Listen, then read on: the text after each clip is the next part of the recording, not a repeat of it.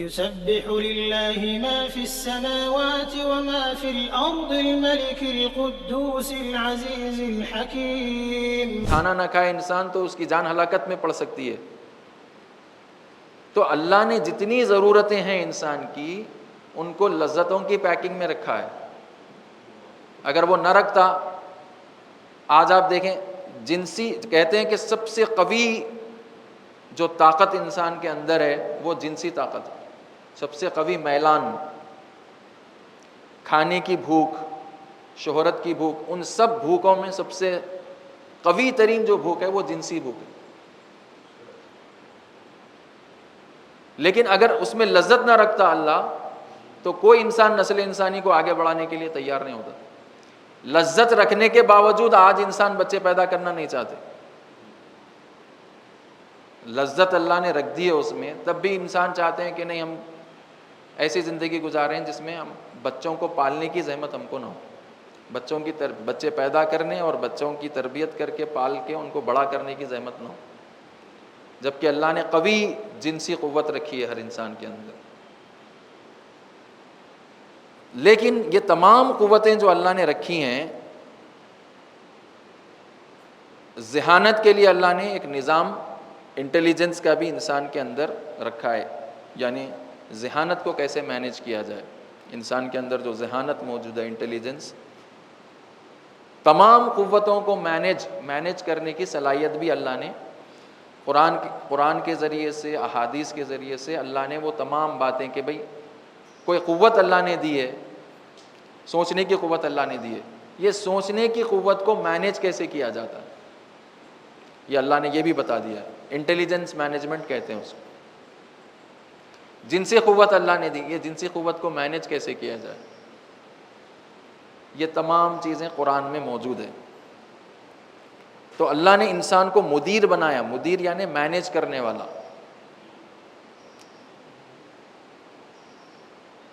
مدیریت کس کو کہتے ہیں؟ مدیریت مینیج کس کو مینیج یعنی کچھ وسائل انسان کو دے دی جائیں اور وقت دے دیا جائے. وسائل اور وقت فراہم کر دیا جائے اور وہ صلاحیت دے دی جائے کسی بھی ٹارگٹ کو اچیو کرنے کی. اس مقررہ وقت میں موجودہ وسائل سے استفادہ کر کے وہ ٹاسک کو پورا کر دینا، یہ مینجمنٹ ہے. بعض لوگ یہ کام کم سے کم وسائل کے ساتھ کرتے ہیں. اسی لیے آج دنیا میں جو سب سے زیادہ جس کی مانگ ہے، جس تعلیم کی، وہ مینجمنٹ کی مانگ ہے. MBA جو کرتے ہیں لوگ جا کر، کیا ہے وہ مینجمنٹ ہی تو، وہ بزنس مینجمنٹ سکھاتے ہیں، وہ بزنس کو کیسا مینیج کیا جائے.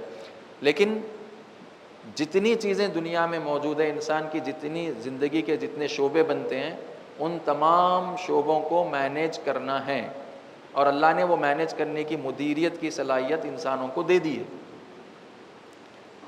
صلاحیتیں بھی دی اور ان کو مدیریت کرنے، ان کو تنظیم کرنے کی بھی صلاحیت اللہ نے دی وقت مقررہ پر.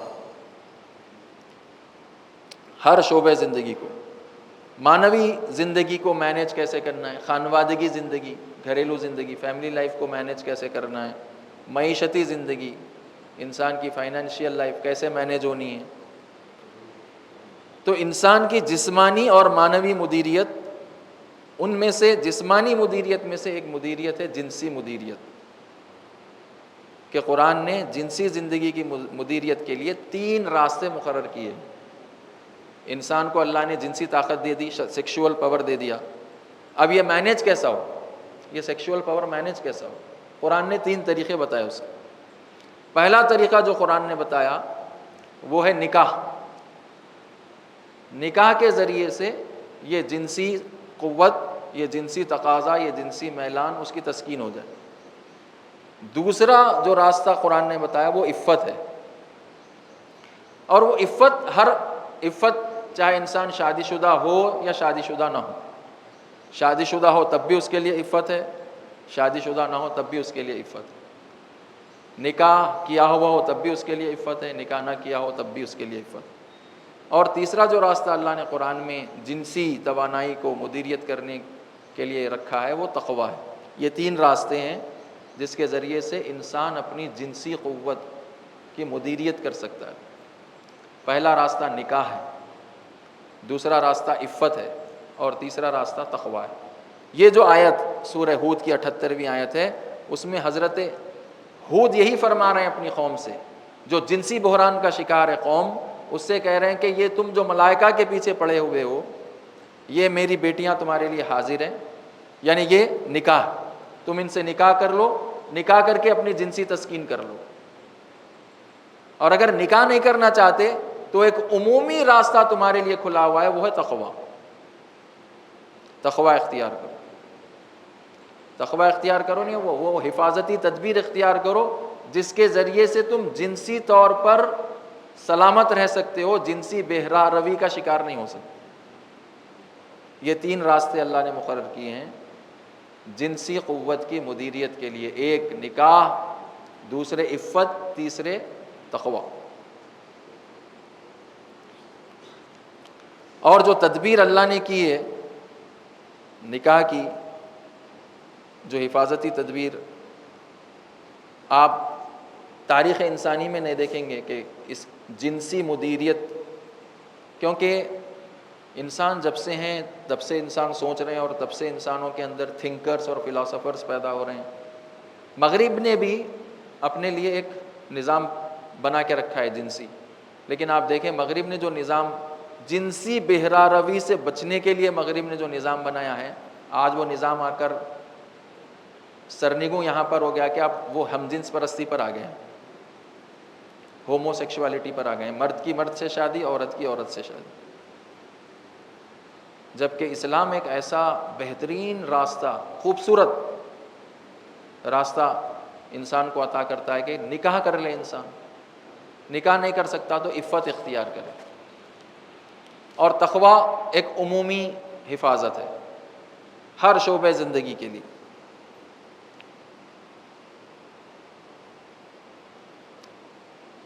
اب یہ کہنا، بعض دلائل ہم نے نکاح سے بچنے کے بعض دلائل ہمارے پاس جو دیے جاتے ہیں، نکاح کیوں نہیں کرتے تو کہتے ہیں ابھی پڑھ رہے ہیں۔ نکاح کیوں نہیں کرتے، کہہ رہے ہیں ابھی جاب سے لگے نہیں ہیں۔ یہ وہ دلائل نہیں ہیں جو قرآن نے دیے ہیں، یہ ہم نے ہمارے گڑھے ہوئے دلائل ہیں، اور ہمارے گڑھے ہوئے دلائل ہم کو پہنچاتے ہیں فسق تک، فجور تک پہنچاتے ہیں۔ ہاں بعض وہ لوگ ہیں جن کے لیے نکاح میسر ہی نہیں ہے، کسی بھی وجہ سے نکاح نہیں کر سکتے وہ،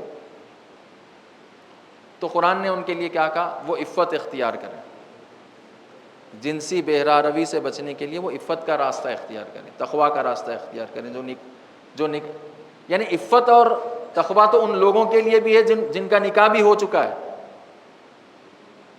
لیکن جو بالکل ہی نکاح نہیں کر سکتے کسی ٹھوس دلیل کی بنیاد پر، اپنی گڑھی ہوئی دلیل کی بنیاد پر نہیں، جو ہم نے تراش لیے ہیں، نتیجے میں آپ دیکھیں اس معاشرے میں بھی، یہاں پر بھی اور یہاں کے باہر بھی 35 سال عمریں گزر جاتی ہیں، 40 سال عمریں ہو جاتی ہے مرد کی، عورت کی، شادی نہیں ہوتی۔ اور یہ جو شادی نہیں کر رہے ہیں، معاشرہ یہ سمجھتا ہے کہ یہ جنسی طور پر بہت ہی پاک ہیں، یہ غلط فہمی کا شکار ہے، یہ غلط فہمی ہے، یہ آنکھیں بند کر لینا ہے، معاشرے کے حقائق سے آنکھیں بند کر لینا ہے، اور ہمارے آنکھیں بند کر لینے سے حقیقتیں تبدیل نہیں ہوں گی۔ اسی لیے اسلام نے جنسی بحران سے بچنے کے لیے، جنسی طغیان سے بچنے کے لیے، اس کی مدیریت کے لیے 3 راستے قرآن نے بیان کیے۔ نکاح کرو، نکاح نہیں کر سکتے تو عفت اختیار کرو اور تقویٰ اختیار کرو۔ تو اپنی جنسی زندگی کی جو مدیریت کرنی ہے وہ تدبیریں اللہ نے بیان کر دی ہیں، تاکہ ہر انسانی نسل وہ طاقتوں کے ہاتھوں شکست خوردہ نہ ہو۔ علامہ تقی جعفری ایک بہت بڑے عالم گزرے ہیں، بہت ہی، یعنی اپنے زمانے میں بھی کوئی ان کو جانتا نہیں تھا جب وہ زندہ تھے، آج وہ انتقال فرما چکے ہیں تو آج بھی ان کو کوئی نہیں جانتا۔ علامہ شیخ محمد تقی جعفری ان کا ایک مشہور جملہ ہے کہ وہ یہ فرماتے ہیں کہ انسان 2 طاقتوں کے ہاتھوں شکست خوردہ ہے، انسان ہار چکا ہے۔ 2 ایسی قوی طاقتیں ہیں جن کے، یعنی انسان کو اپنی ہار مان لینی چاہیے ان 2 طاقتوں کے سامنے۔ ایک طاقت خود غرضی ہے، انسان کے اندر موجود خود خواہی، خود غرضی، اس کے ہاتھوں انسان شکست کھا چکا ہے۔ دوسری طاقت یہ جنسی طاقت، جس کے ہاتھوں انسان شکست کھا چکا ہے۔ تو اللہ نے چونکہ یہ توانائی رکھی ہے، اس کی مدیریت بھی وہی بتائے گا کہ کس طرح یہ مدیریت ہوگی اس کی۔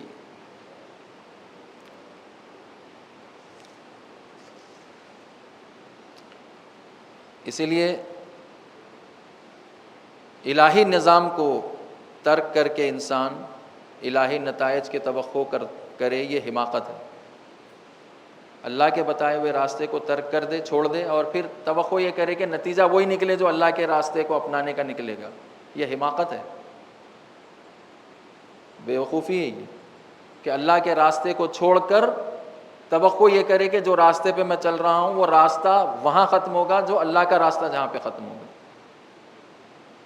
چھٹے امام سے جب پوچھا گیا کہ احمق کون ہے، تو حضرت نے فرمایا احمق وہ شخص ہے جو کاشت نہ کرتا ہو اور پھر فصل کی امید میں بیٹھا ہوا ہو۔ جس نے کاشت نہیں کی ہے لیکن امیدوار ہے کہ فصل آ جائے گی، کچھ بویا ہی نہیں ہے، بیج کو زمین میں بویا نہیں ہے، اور یہ توقع کر رہا ہے کہ اس سے درخت اگے گا، اس سے محصول ہاتھ آئے گا، اس سے فصل ہاتھ آئے گی، وہ شخص سب سے بڑا احمق ہے۔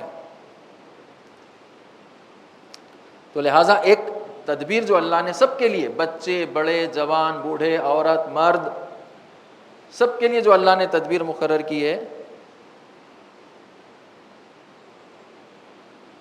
وہ دیکھیں نظام معدہ جیسا ہے۔ بچہ یہ کہہ سکتا ہے کہ مجھے بھوک نہیں لگ رہی ہے، جب سے پیدا ہو بچہ ماں کے پیٹ سے باہر آنے کے بعد سے لے کر اس کے مرنے تک اس کو بھوک لگے گی، جوان ہو جائے گا تب بھی لگے گی، عورت ہے تب بھی بھوک لگے گی، مرد ہے تب بھی بھوک لگے گی، بوڑھا ہے تب بھی بھوک لگے گی، جوان ہے تب بھی بھوک لگے گی۔ کیا ہم اس کو کوئی یہ کہ کھانا دیے بغیر اس کو بھوک مٹتی کس سے؟ بھوک کھانے سے مٹتی ہے۔ کھانا نہ دے کر ہم کہیں کہ تم اپنے ذہن میں یہ سوچ لو کہ تمہاری بھوک مٹ گئی، بھوک مٹ جائے گی؟ بھوک مٹنے کا واحد طریقہ کیا ہے؟ کہ بھوکے کو کھانا دیا جائے، تبھی اس کی بھوک مٹنے والی ہے۔ کھانا دیے بغیر صرف باتیں ہم کریں کہ بھئی یہ باتیں جو ہم کر رہے ہیں اس سے تمہاری بھوک مٹ جائے گی، ہرگز مٹنے والی نہیں ہے، طغیان پہ آ جائے گا۔ بے عین ہی جنسی قوت بھی ایسے ہی، جنسی طاقت سب کے اندر موجود ہے، بڑا، بچہ، بوڑھا۔ جو لوگ بوڑھے ہو گئے سمجھتے ہیں کہ ہمارے اندر جنسی طاقت، جوان سمجھتے ہیں کہ یہ بوڑھا کیا کرے گا، اس کے اندر تو جنسی طاقت ختم ہو گئی۔ جنسی طاقت کا تعلق انسان کی جسمانی اس سے نہیں ہے، جنسی طاقت کا 80% تعلق انسان کے ذہن سے ہے۔ انسان ذہنی جنسی لذت ذہن سے اٹھاتا ہے، اسی لیے شروع ہی خیال سے ہوتا ہے۔ اس جنسی طور پر ایکٹیویٹ انسان جو ہوتا ہے پہلے خیال سے شروع کرتا ہے، اور یہ کام جانور نہیں کر سکتا کیونکہ جانور کے اندر خیال نہیں ہے، اسی لیے جانوروں کے اندر جنسی بحران بھی نہیں ہے۔ کبھی ہم سنتے نہیں ہیں کہ کوئی جانور جنسی بحران کا شکار ہوا۔ انسان شکار ہوئے ہیں، اور کیسے شکار ہوئے ہیں؟ آپ اخبار پڑھیے کبھی یا سوشل میڈیا پر دیکھیے کہ سب سے زیادہ جرم جو ہوتے ہیں کسی بھی شہر میں، ان جرائم کا تعلق کس چیز سے ہوتا ہے؟ چوریاں ہوتی ہیں شہر میں، ڈکیتیاں ہوتی ہیں، قتل ہوتے ہیں، لوٹ مار ہوتی ہے، لیکن یہ تمام جرائم ایک طرف، چوریاں ایک طرف، ڈکیتیاں ایک طرف، لوٹ مار ایک طرف، جنسی جرائم ایک طرف۔ کسی بھی شہر میں 80% جرم جنسی جرم ہوتے ہیں، اور یہ قتل و غارت اور چوریاں بھی جو ہوتی ہیں اس کے پیچھے اگر عامل تلاش کریں تو بیشتر کے پیچھے عامل یہ جنسی جرم ہوتا ہے۔ تو انسان یہ کہہ کر کے نہیں اس کو نظر انداز کر. اب تک ایسے ہی ہوا ہے. جو علماء کس کو مقدس سمجھتے ہیں؟ جو زمینی حقیقتوں کو نظر انداز کر دیں. یہ مقدس عالم ہے. کون مقدس عالم ہے؟ جو بالکل زمینی بالکل آسمانوں کی سیر کراتا ہے. اللہ نے ہم کو زمین پر بھیجا ہے, زمین پر رہنے کے لیے بھیجا ہے, آسمانوں پر رہنے کے لیے نہیں بھیجا. تو زمین پر موجود جو ہماری, اللہ نے زمین پر رہ کر آسمانوں کی مشکلات کو حل کرنے کے لیے نہیں بھیجا ہے, زمین پر بھیجا ہے تاکہ زمینی مشکلات کو حل کرے. عالم کا کام وہی ہے. لیکن عالم ہمارے نظر میں مقدس وہ ہے جو زمینی حقیقتوں کو اصلا نظر انداز کر دے, سمجھے ہی نہیں کہ کوئی بحران ہے. جیسے آج ہماری قوم ہے, آپ ممبروں پر ان کی گفتگو سن لیجئے, ایسا محسوس ہوتا ہے کہ اس قوم کو کسی قسم کی کوئی پریشانی ہی نہیں ہے, کسی میں مبتلا ہی نہیں ہے. کیوں؟ یہ آسمانی سیر کرنے والے ہیں, ملکوت کی سیر کرنے والے. تو کسی مسئلے کو نظر انداز کرنے سے وہ مسئلے کا حل نہیں ہوتا, بلکہ وہ مسئلہ طغیان کی شکل اختیار کر لے, بحران کی شکل اختیار کر لے. اور پھر جب بحران کی شکل اختیار کر لیتا تو پھر اس سے کسی کا گھر محفوظ نہیں رہتا, خود وہ عالم کا گھر محفوظ نہیں رہتا, جو اس بات کو نظر انداز کر رہا ہے کہ نہیں ابھی سوسائٹی میں کوئی برائی نہیں ہے, سوسائٹی میں سب جوان ٹھیک چل رہے ہیں, سب عفت کے ساتھ رہ رہے ہیں, چاہے ان کی عمریں جتنی 35 سال ہو جائے, 40 سال ہو جائے, 45 سال ہو جائے. یہ خام خیالی ہے. اس کو چھٹے امام نے بے وقوفی کہا ہے. تو بعض چیزیں جو ہیں وہ جن کو اگر آپ ماریں تو مر جاتی ہیں بعض چیزیں, لیکن بعض چیزیں مارنے پر بھی نہیں مرتی. وہی چیز جو مارنے پر نہیں مرتی انہی میں سے ایک جنسی طاقت ہے. آپ اس کو جتنا دبائیں گے وہ اتنا ابھرے گی. تو یہ جو کہتے ہیں نا اس کو دبا کے رکھو, جنسی قوت کو دبا کے رکھو, عفت اس وقت اختیار ہوگی جب دیکھیں بھوکے کو کیا ملنا چاہیے؟ کھانا, تو اس کی بھوک مٹے گی. تو جو جس کو جنسی بھوک ہے اس کو نکاح ہونا چاہیے. اس سے آپ یہ نہیں کہہ سکتے کہ آپ خیال میں یہ تصور کیجئے کہ آپ جنسی طور پر آپ کو تسکین حاصل ہو گئی ہے, ہرگز نہیں.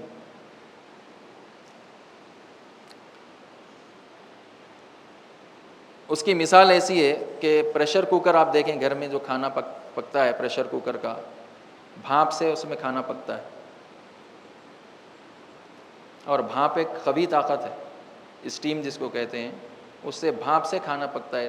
لیکن اگر یہ پریشر کوکر میں وہ آؤٹ لیٹ نہ ہو, یہ بھانپ کو باہر آنے کا کوئی ذریعہ نہ ہو, وہ جو سیٹی ہوتی ہے وہ سیٹی وہ ہوتی ہے جس سے جب یہ ایکسیس اسٹیم جمع ہو جاتا ہے پریشر کوکر میں تو وہ سیٹی بچ کر وہ ایکسیس اسٹیم کو باہر نکال دیتی. اگر وہ نہ ہو تو کیا ہوتا ہے؟ بلاسٹ ہو جاتا, پریشر کوکر بلاسٹ ہو جاتا. اور جب بلاسٹ ہوتا تو گھر بھی تباہ ہوتا اور آپ بھی تباہ ہو جاتے. جنسی طاقت ایسے ہی ہے, اس کو اگر آپ دبا کے رکھیں گے تو وہ بلاسٹ ہوگی, پھر بلاسٹ میں تباہی ہوگی. پھر تو لہٰذا بچے ہوں یا ان کے ماں باپ, اگر ماں باپ چاہتے ہیں کہ بچے اپنی خواہشات کو دبا کے رکھیں, جنسی خواہش کو, تو یہ ہونے والا نہیں ہے. یہ گمان ہی رہے گا. تو لہٰذا اب بعض بچے قانے کرنے کی کوشش کرتے ہیں ماں باپ کو کہ بھئی ہماری شادی کا زمانہ آ گیا ہے, ہماری شادی کر دیجئے. تو وہ اس کو سمجھتے ہیں کہ یہ گستاخی ہے, ماں باپ کی شان میں گستاخی ہے, اور ماں باپ سمجھتے ہیں کہ یہ بچہ بڑا گستاخ ہو گیا ہے, جبکہ گستاخ نہیں ہوا ہے, وہ تو بالکل صحیح کہہ رہا ہے. کہتے نہیں تمہاری ابھی عمر نہیں ہوئی. مختلف بہانے جو بناتے ہیں یہ اشتباہ ہے, غلط ہے, اور پھر یہی لوگ آگے جا کر جنسی بحران میں مبتلا ہوتے ہیں. تو حفاظتی تدبیر جو اللہ نے رکھی ہے, ایک تو نکاح رکھا ہے اللہ نے کہ نکاح کے ذریعے سے یہ طغیان رام ہو سکتا ہے. اور دوسرے عفت کے ذریعے سے رام ہو سکتا ہے۔ نظر انداز کرنے سے یہ مسئلہ حل ہونے والا نہیں ہے۔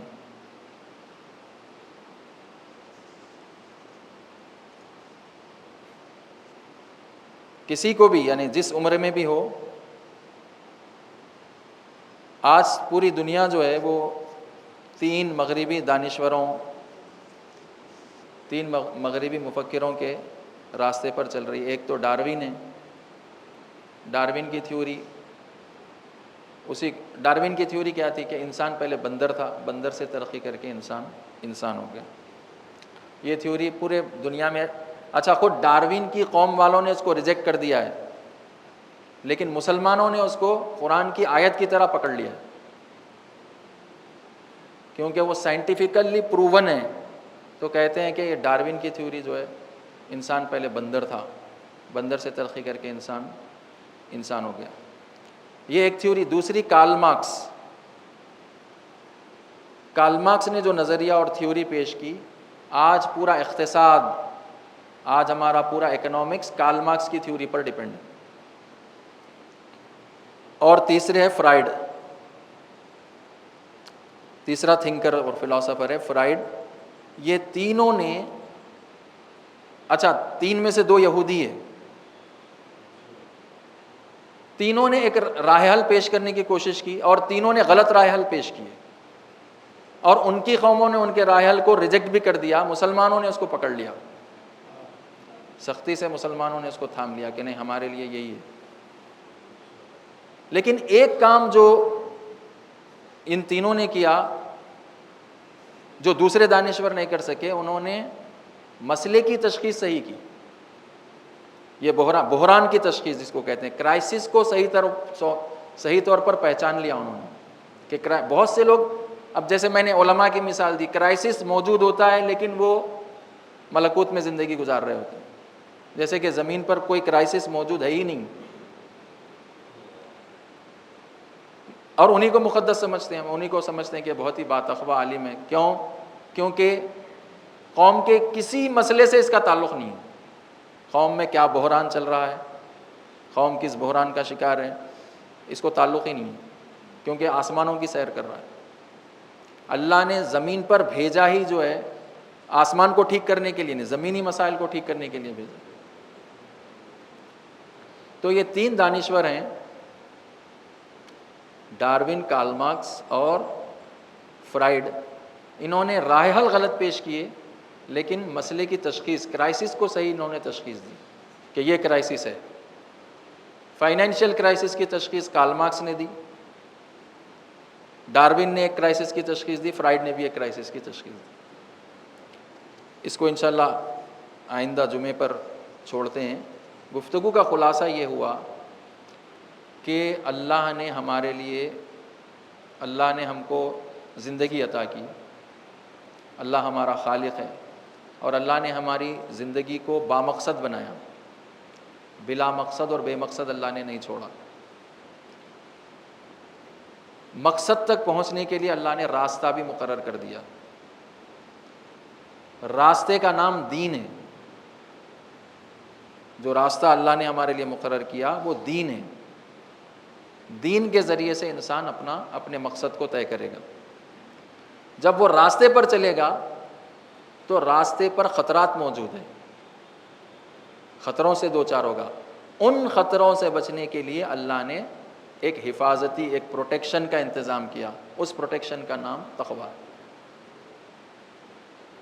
نظام خلقت اور نظام ہدایت، نظام ہدایت کی حفاظت کے لیے اللہ نے دین رکھا، اور دین پر چلنے کے خطروں سے محفوظ رکھنے کے لیے اللہ نے تقویٰ رکھا ہے۔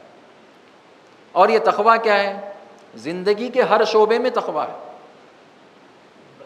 انسان کی زندگی کے جتنے پہلو ہیں، انسان کی زندگی کا ایک پہلو انسان کی جنسی زندگی ہے، انسان کی سیکشول لائف۔ اس زندگی کو باتقویٰ بنانے کے لیے اللہ نے تین طریقے رکھے قرآن میں۔ ایک طریقہ یہ ہے کہ انسان نکاح کے ذریعے سے جنسی تسکین حاصل کر لے، اور اگر نکاح کسی وجہ سے اس کو میسر نہ ہو تو اللہ نے ان کے لیے دو طریقے رکھے، عفت اختیار کرے اور تقوی اختیار کرے. اور عفت اور تقوی ان کے لیے بھی ہے جنہوں نے نکاح کر بھی لیا ہے. آج بہت بڑا بحران شادی شدہ لوگوں میں ہے، کیونکہ شادی شدہ تو ہو گئے لیکن عفت ان کے اندر موجود نہیں، جس کے نتیجے میں وہ بحران بدستور باقی ہے. شادی شدہ ہونے کے باوجود بھی عفت اختیار کرنا ہے، شادی شدہ ہونے کے باوجود بھی تقوی اختیار کرنا ہے، تو پھر وہ معاشرہ، وہ سوسائٹی. یہ مسئلہ ایسا نہیں ہے کہ ایک فرد اگر جنسی مشکل کا شکار ہو جائے تو بس وہ ایک فرد ہے، پورا معاشرہ تباہ ہو جائے گا، پوری سوسائٹی تباہ ہو جائے گی. اور ہو رہی ہے. ہمارے آنکھیں بند کر لینے سے جو تباہی ہو رہی ہے، ہم یہ کہیں کہ وہ تباہی ہم کو نظر نہیں آ رہی کیونکہ ہم نے آنکھیں بند کر لی ہے، تباہی ختم ہونے والی نہیں ہے. تباہی سے بچنے کے لیے تدبیر اختیار کرو جو اللہ نے دی ہے. وہ تدبیر کیا ہے؟ نکاح کرو. نکاح نہیں کر سکتے، عفت اختیار کرو، تقوی اختیار کرو. نکاح کر بھی لیا ہے تب بھی تقوی اختیار کرو، عفت اختیار کرو، تو وہ بحران سے بچ سکتے. پروردگار ہم سب کو عفت اور تقوی اختیار کرنے کی توفیق عطا فرمائے. اعوذ باللہ من الشیطان الرجیم. بسم اللہ الرحمن الرحیم. انا اعطیناک الکوثر فصل لربک وانحر ان شانئک هو الابتر. صدق اللہ العلی العظیم. ورحمۃ اللہ. اعوذ باللہ من الشیطان الرجیم. بسم اللہ الرحمن الرحیم. الحمد للہ نحمده ونستعینه ونؤمن به ونتوکل علیہ ونشهد ان لا الہ الا اللہ وحدہ لا شریک لہ وان محمدا عبدہ ورسولہ صلوات اللہ وسلامہ علیہ وآلہ ومغفرتہ ورضوانہ. اللہم صلی علی محمد عبدک ورسولک ونبیک صلاۃ نامیۃ زاکیۃ ترفع بها درجۃ وتبین بها فضلہ. وصلی علی محمد وآل محمد وبارک علی محمد وآل محمد کما صلیت وبارکت وترحمت علی ابراہیم وآل ابراہیم انک حمید مجید. اللہم صلی علی خاتم الانبیاء محمد المصطفیٰ صلی اللہ علیہ وآلہ وسلم.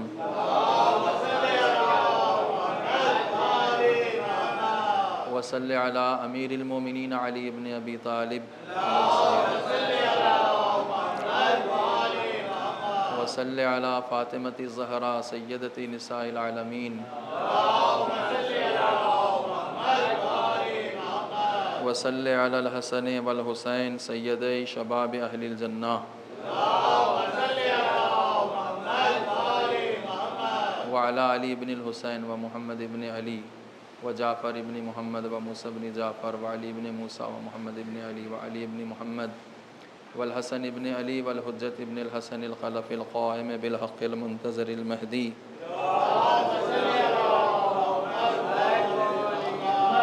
عجل اللہ تعالی فرجہ الشریف. اللہم عذب کفرۃ اہل الکتاب الذین یصدون عن سبیلک ویجحدون آیاتک ویکذبون رسلک. اللہم خالف بین کلمتہم والق الرعب فی قلوبہم وانزل علیہم رجزک ونقمتک وباسک الذی لا ترد عن القوم المجرمین. اللہم انصر جیوش المسلمین وسرایاہم ومرابطہم فی مشارق الارض ومغاربہا انک علی کل شیء قدیر. اللہم اغفر للمؤمنین والمؤمنات والمسلمین والمسلمات. اللہم اجعل التقوی زادہم والایمان والحکمۃ فی قلوبہم واوزعہم ان یشکروا نعمتک التی انعمت علیہم وان یوفوا بعہدک الذی عاہدتہم علیہ الہ الحق وخالق الخلق. اللہم اغفر لمن توفی من المؤمنین والمؤمنات والمسلمین والمسلمات ولمن ہوا لاحق بہم من بعدہم منہم انک انت العزیز الحکیم. ان اللہ یأمر بالعدل والاحسان وینہی عن الفحشاء والمنکر والبغی یعظکم لعلکم تذکرون. اذکروا اللہ یذکرکم فإنہ ذاکر لمن ذکر واسألوا اللہ من رحمتہ وفضلہ فإنہ لا یخیب علیہ داع دعا ربنا آتنا فی الدنیا حسنۃ وفی الآخرۃ حسنہ وقنا عذاب النار. اما بعد، اس ہفتے کی اہم ترین مناسبت 8 ربیع الاول ہے، شہادت امام حسن عسکری علیہ السلام. اور ہندوستان اور پاکستان میں 8 ربیع الاول ہی کو یہ ایام ازا ختم ہوتے ہیں۔ حضرت کا ایک ارشاد ہے، قولوا للناس حسنا، لوگوں سے اچھی طرح بات کرو، لوگوں سے خوبصورت انداز میں بات کرو، مومنہم و مخالفہم، چاہے وہ مومن ہوں چاہے وہ تمہارے مخالف ہوں، لوگوں سے جب بات کرو تو اچھے لہجے میں بات کرو، لوگوں سے جب بات کرو، البتہ یہ خود قرآن کی آیت ہے، قولوا للناس حسنا، لوگوں سے بات ایسے مت کرو جیسے ان سے لڑ رہے ہو، لوگوں سے ایسے بات مت کرو جیسے ان کو ڈانٹ رہے ہو، لوگوں سے ایسے بات مت کرو جیسے ان کو حکم دے رہے ہو، قولوا للناس حسنا، لوگوں سے ایسے بات کرو، خوبصورت انداز میں بات کرو، خوبصورتی کے ساتھ بات کرو، اچھے لہجے میں بات کرو، چاہے وہ لوگ مومن ہوں چاہے وہ تمہارے مخالف ہی کیوں نہ ہوں، یعنی وہ چاہے تمہارے مذہب کے ماننے والے ہوں چاہے تمہارے مذہب کے ماننے والے نہ ہوں، مخالف یعنی وہی جو تمہارے اس مذہب کو نہیں مانتے جس مذہب کے تم ماننے والے ہو۔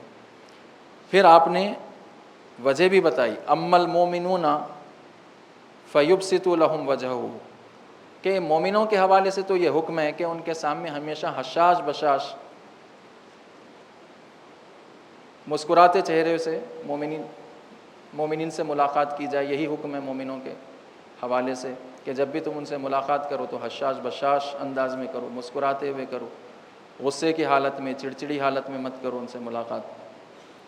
وَأَمَّا الْمُخَالِفُونَ، یہ بات تو سمجھ میں آ رہا ہے کہ مومنوں سے اچھی بات کرو، لیکن مخالفوں سے اچھی بات کرو، جو تمہارے مخالف ہے، جو تمہارے مذہب کو نہیں مانتے، ان سے بھی اچھی بات کرو۔ کیوں؟ فَيُكَلِّمُهُمْ بِالْمُدَارَاتِ لِاجْتِذَابِهِمْ إِلَى الْإِيمَانِ، ان کے ساتھ نرمی سے بات کرو تاکہ وہ ایمان کی طرف جذب ہو جائیں، تاکہ وہ ایمان کی طرف جذب ہو جائیں۔ ائمہ کی کوشش شروع سے یہی رہی ہے، لوگوں کو ایمان کی طرف جذب کرے۔ ہم ہیں جو لوگوں کو ایمان سے دور بھگانے کی کوشش کرتے ہیں اور دائرے کو تنگ کرنے کی کوشش کرتے ہیں۔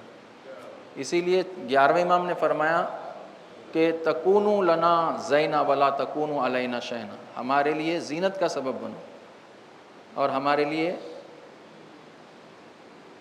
توہین کا سبب مت بنو، ہماری رسوائی کا سبب مت بنو، یعنی لوگوں کو جذب کرو ہماری طرف، لوگوں کو جذب کرو، تم ایسے بنو کہ لوگ تم کو دیکھ کر ہماری طرف جذب ہو، تم ایسے مت بنو کہ لوگ تم کو دیکھ کر ہم سے دور ہو جائیں۔ فعلاً ہمارا یہی کردار ہے، دوسرا کردار ہے کہ لوگ ہم کو دیکھ کر اہل بیت سے دور ہوتے ہیں کہ اگر یہ ایسے ہیں تو پھر ہم نہیں جائیں گے اہل بیت کے قریب۔ اسی لیے حضرت فرمانے تم ہمارے لیے باعث زینت بنو، زینت کا سبب بنو، یعنی لوگ جب تم کو دیکھیں تو یہ کہیں کہ جب یہ ایسے ہیں تو یہ جس کے ماننے والے ہیں وہ کیسے ہوں، یہ بنو۔ اور یہ قرآن کی آیت بھی ہے کہ جب بھی تم آپس میں گفتگو کرو تو خوبصورت انداز میں گفتگو کرو۔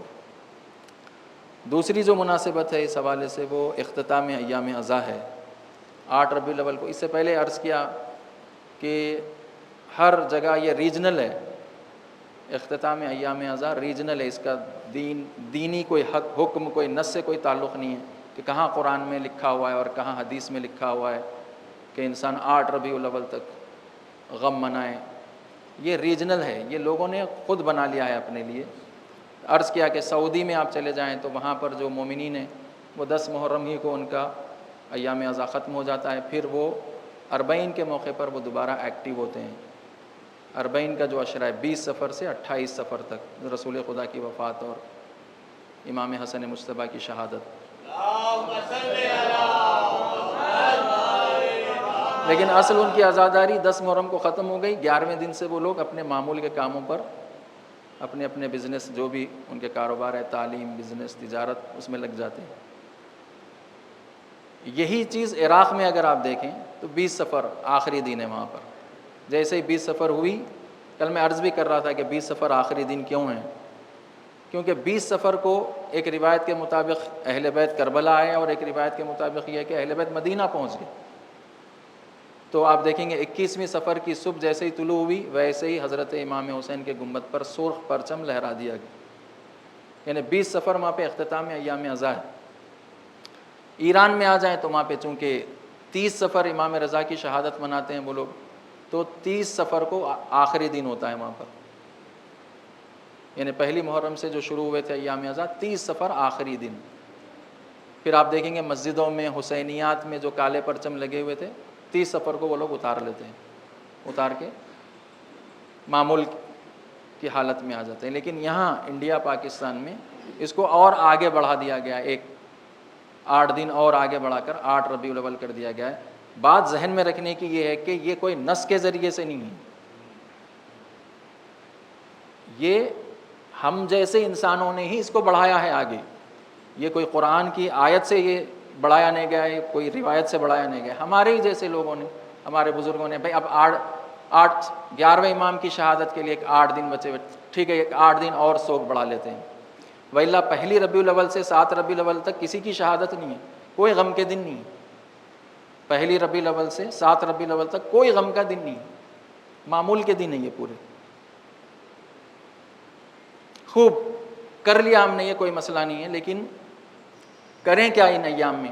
یہ 8 ربیع الاول تک کے جو ایام ہیں، ماہ رمضان میں جیسا جائزہ لیتے ہیں ہم کہ ماہ رمضان میں روزہ رکھا، نمازیں پڑھی، قرآن پڑھی، نتیجہ کیا ہوا اس کا؟ ایک معنویت پیدا ہوئی انسان کے اندر۔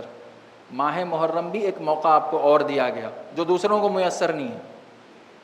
یہ ماہ اذا، محرم، سفر اور ربیع الاول کے 8 دن دسترخوان سید الشہداء پر آپ آئے، کیا تبدیلی آپ کے اندر آئی،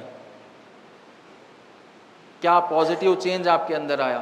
یہ دن وہ چینج کی طرف توجہ کرنے کے دن ہے، جائزہ لینے، اکاؤنٹیبل ہونے کے دن ہے کہ میں نے کیا حاصل کیا۔ اس سے پہلے عرض کیا کہ عزاداری میں 3 چیزیں رہبر معظم نے کہی کہ 3-4 چیزیں ہونا ضروری ہے۔ ایک، انسان جب مجلس میں بیٹھے تو دین کے حوالے سے اس کی معرفت میں اضافہ ہو۔ کل تک دین کے بارے میں 10% جانتا تھا، لیکن 2 مہینے 8 دن گزر گئے، ایک 10% اور معلومات میں اس کے اضافہ ہو گیا، معرفت میں اضافہ ہو گیا، 20% ہو گئے۔ لیکن اگر یہ نہیں ہو رہا ہے تو پھر انسان جائزہ لے کہ کل تک 10 جان رہا تھا، آج بھی 10 جان رہا ہے، یعنی ترقی ہوئی نہیں، اور ترقی کا نہ ہونا ہی زوال ہے، انسان کا ایک قدم آگے نہ بڑھانا ہی زوال ہے۔ اسی لیے یہ کہا گیا کہ جس کے 2 دن برابر ہے وہ شخص گھاٹے میں ہے، آج کا دن اور اگلا دن دونوں برابر ہے، گھاٹے میں ہے وہ شخص، جس کے 2 دن برابر ہے وہ شخص گھاٹے میں ہے۔ تو انسان جائزہ لے، ایک تو معرفت کے حوالے سے، دوسرا محبت اہل بیت میں اضافہ ہو کہ یہ مجالس کے ذریعے سے انسان کی جو عقیدت اور محبت اہل بیت کے حوالے سے ہے، انسان اپنی روح کے اندر جھانکے کہ میں کس حد تک میری محبت میں اضافہ ہوا ہے۔ یہ دوسری بات۔ تیسری بات، واقعہ کربلا، قیام امام حسین کے حوالے سے شفاف تصویر۔ اب جو تصویر ہمارے پاس ہے وہ بالکل مبہم ہے، اگر واقعہ کربلا بیان کرنے کے لیے کسی سے کہا جائے تو بہت کنفیوز ہے، ہزاروں مجلسیں سننے کے باوجود بھی کنفیوز ہے۔ ان کو اتنا نہیں معلوم ہے کہ امام حسین مدینے سے نکل کر مکہ گئے، وہ سمجھتے ہیں کہ مدینے سے نکل کر کوفہ چلے گئے، کربلا چلے گئے۔ اتنی بنیادی چیز معلوم نہیں ہے، تو پھر شفاف تصویر کربلا کے حوالے سے ہمارے پاس موجود نہیں ہے، اور نہیں ہوگی وہ، ممبروں سے تو توقع نہیں کی جا سکتی کہ وہ آپ کو کوئی شفاف تصویر دیں، اس کے لیے خود آپ کو مطالعہ کرنا پڑے گا، خود پڑھنا پڑے گا اس کے لیے، یا پھر کسی ایسے کی مجلس میں جا کر بیٹھنا پڑے گا جو یہ معرفت دینا چاہتا ہو۔ تو یہ 3 چیزیں، ان 3 چیزوں کا جائزہ لینا ضروری ہے۔ ایک، دین کے حوالے سے میری معرفت بڑھی یا نہیں بڑھی۔ 2، محبت اہل بیت میں اضافہ ہوا یا نہیں ہوا۔ 3، واقعہ کربلا کے حوالے سے کل تک جو میں جانتا تھا آج بھی اتنا ہی جانتا ہوں، یا کچھ کربلا کی تصویر میرے سامنے شفاف ہوئی۔ بعض تصویریں ہوتی ہیں بلر ہوتی ہیں، آپ تشخیص نہیں دے سکتے کہ کیا ہے، لیکن جیسے ہی وہ تصویر کے پکسلز بڑھ جائیں پھر وہ تصویر شفاف ہو جاتی ہے، آپ کے لیے بالکل قابل دید ہو جاتی ہے۔ تو وہ جائزہ لینے کے دن ہے یہ ایام ازا کا ختم ہونا۔ اور یہ ودا تو اصلاً ودا کی جو بات ہوتی ہے، امام حسین کو ودا، امام حسین کو ودا کر ہی نہیں سکتے، اللہ نے ممنوع کر دیا ہے کہ امام حسین کو ودا کریں۔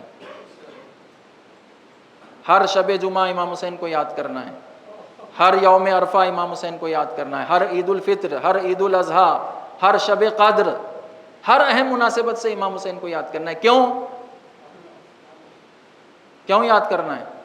تاکہ آپ کا قیام ہمارے ذہنوں میں تازہ رہے، تاکہ ظلم سے مخالفت ہمارے ذہنوں میں تازہ رہے، ظلم کے حوالے سے سست نہ پڑ جائیں، ظلم سے مدارا نہ کر لیں، ساز باز نہ کر لیں، سازش نہ کر لیں، ظلم کے سامنے گھٹنے ٹیکنے کے بہانے تلاش نہ کر لیں۔ اس لیے یہ بات رکھی گئی ہے۔ امام حسین کی یاد ہمیشہ ہے، سال بھر ہے، سال بھر، ہر شب جمعہ یاد کرو، ہر شب جمعہ اگر تمہارے اندر طاقت ہے تو قبر حسین کے نزدیک حاضر ہو، اگر طاقت نہیں ہے تو اپنے ہی شہر سے سلام بھیجو حسین ابن علی کو، تاکہ حسین ابن علی کا قیام تمہارے ذہنوں میں تازہ رہے۔ ایام ازا گزرنے کے ساتھ صرف ہمارے جسمانی وزن بڑھ نہ جائے کہ ایام ازا سے پہلے 40 کلو کے تھے، ایام ازا کے بعد 45 کلو کے ہو گئے۔ معرفت کا وزن بڑھے انسان، اور انسان کا وزن ہی اس کی معرفت کی بنیاد پر ہے۔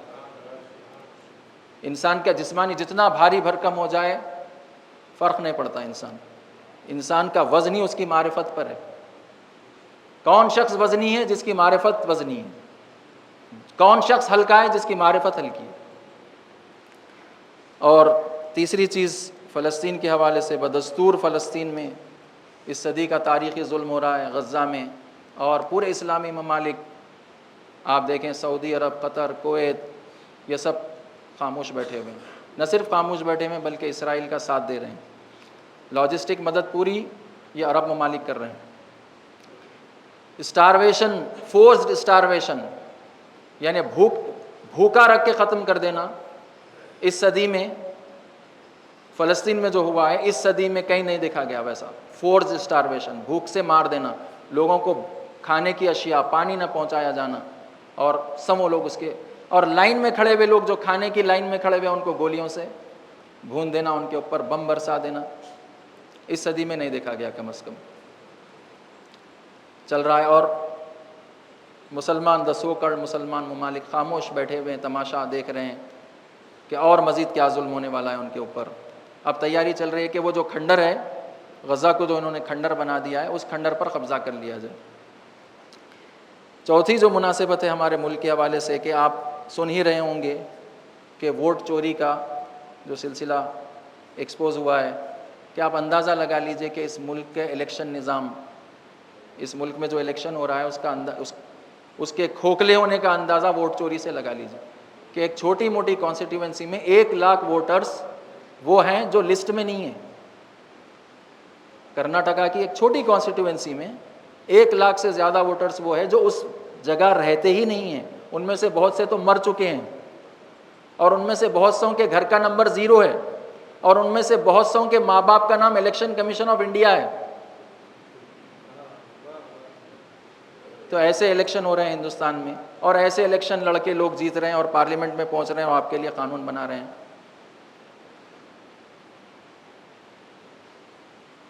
خدا بہتر جانتا ہے اس ملک کا کیا ہوگا، لیکن کم از کم ہم جو مومن ہیں، جو ایسے الیکشنوں کو مانتے ہی نہیں ہیں، تو کم از کم اپنے لیے ایک رائے حل تلاش کریں، الگ سے ایک نظام اپنے لیے بنائیں، اور بنا سکتے، اور وہ نظام اگر بن جائے تو حکومت کے تعاون کے بغیر ہم اپنے پورے مسائل حل کر سکتے۔ حکومت کے سامنے کاسے گدائی دراز کیے بغیر ہم اپنے سب مسائل حل کر سکتے۔ حکومت کے سامنے ہاتھ بھیک مانگنے کا ہاتھ پھیلائے بغیر ہم اپنے سب مسائل حل کر سکتے۔ ضرورت نہیں ہے، صرف شعور کی ضرورت ہے، شعور آ جائے کہ ہم اپنے مسائل کیسے حل کریں، تو بغیر نہ صرف ہم اپنے مسائل حل کر سکتے ہیں بلکہ حکومت کی مدد کر سکتے ہیں۔ جو حکومت کرپٹ ہے، جن کو مدد پہنچانا ہے، اب سیلاب آیا ہوا ہے تلنگانہ میں، لوگ مر رہے ہیں وہاں پر، لیکن پراپر وہاں پر مدد نہیں پہنچ پا رہی ہے۔ تو ہم اگر منظم ہو جائیں، آرگنائز ہو جائیں، تو یہ قوم جو خود منظم ہو جائے دوسری قوموں کی مدد کے قابل ہو جاتی ہے۔ آج ہم حکومت کے سامنے ہاتھ پھیلائے ہوئے ہیں کہ ہمارے لیے ایک شیعہ بھون بنوا دو، ہمارے لیے ایک شیعہ قبرستان بنوا دو۔ کیوں ہمارے اندر سکت نہیں ہے کہ خود ہم اپنے لیے قبرستان بنائیں؟ ہمارے اندر اتنی سکت نہیں ہے کہ خود ہم اپنے لیے ایک شیعہ بھون تعمیر کریں؟ اور ان کے سامنے اور 10 20 50 سال تک ایسی کاسے گدائی آگے کرتے رہو، ایک ٹکڑا روٹی کا جو کتے کے سامنے پھینکتے ہیں وہ پھینکنے والے نہیں ہیں آپ کی طرف. ایسی گدائی کرتے رہنا پڑے گا. لیکن اگر شعور آ گیا، گرچہ یہ ان کی ذمہ داری ہے، حکومت کی ذمہ داری ہے یہ، لیکن وہ کرنے والے نہیں ہیں. لیکن اگر شعور ہمارے اندر آ گیا تو حکومت کی مدد کے بغیر ہم نہ صرف اپنے پیروں پر کھڑا ہو سکتے ہیں بلکہ دوسری قوموں کی مدد کے قابل بن جائیں گے.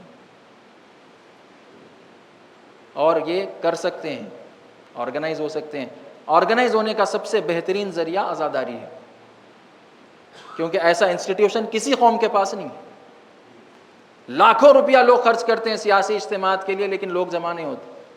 لیکن یہ انسٹیٹیوشن ایسا ہے بغیر پیسہ خرچ، لوگ پیسہ خرچ کر کے اس میں شامل ہوتے ہیں. لیکن اس کو ڈائریکشن کس کے ہاتھ میں ہے؟ اس کا ڈائریکشن فاسقوں کے ہاتھ میں. فاسقوں نے اس کو ڈائریکشن دیا ہوا ہے کہ وہ جہاں لے جائیں وہ وہاں جاری ہے. لیکن اگر صحیح ہاتھوں میں یہ آ جائے انسٹیٹیوشن تو پھر ہم اپنی قوم کی بھی تقدیر بدل سکتے، دوسری قوموں کی بھی تقدیر بدل سکتے. اللہ نے بھیجا ہی ہم کو اس لیے کنتم خیر امت، اللہ نے تم کو خیر امت بنایا ہے. تم فقط اپنے پیٹ کی فکر مت کرو، اللہ نے تم کو سارے انسانوں کی فکر کے لیے بھیجا ہے. آج پوری دنیا خاموش ہے لیکن شیعہ غزہ کے لیے آواز اٹھا رہا ہے کیونکہ اللہ نے بھیجا ہی اس کو اس لیے. شیعہ کی ذمہ داری ہے. اگر خود فلسطینی بھی اپنے حق سے دستبردار ہو جائیں، فلسطین چھوڑنے کے لیے تیار ہو جائے، شیعہ تیار نہیں ہو، کیونکہ شیعہ کو بھیجا ہی اللہ نے دنیا میں اس لیے، مظلوموں کی حمایت کے لیے. اور ان کے لیے مثال قائم کر دی کہ حسین ابن علی جیسا ظلم کے خلاف اپنی جان قربان کر سکتا ہے تو ہماری جان کی کوئی اہمیت نہیں ہے. پروردگار ہم سب کو توفیق عنایت فرمائے. اعوذ باللہ من الشیطان الرجیم. بسم اللہ الرحمن